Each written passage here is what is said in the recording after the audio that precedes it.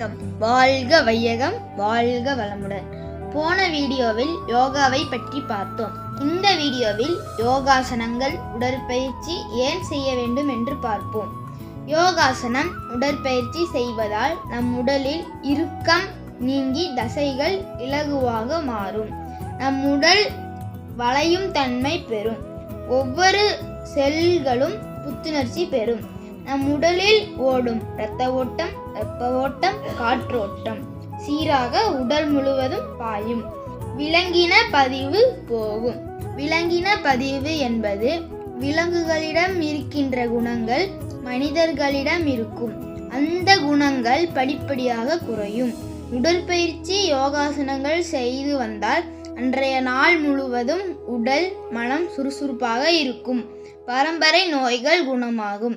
எந்த நோய்களும் வராமல் தடுக்கும். அதனால் யோகாசனங்களும் உடற்பயிற்சியும் செய்து நம் வாழ்வை ஆரோக்கியமாகவும் சந்தோஷமாகவும் மனநிறைவுடன் வாழ்வோம். அடுத்த நல்ல வீடியோவில் சந்திப்போம். வாழ்க வையகம், வாழ்க வளமுடன்.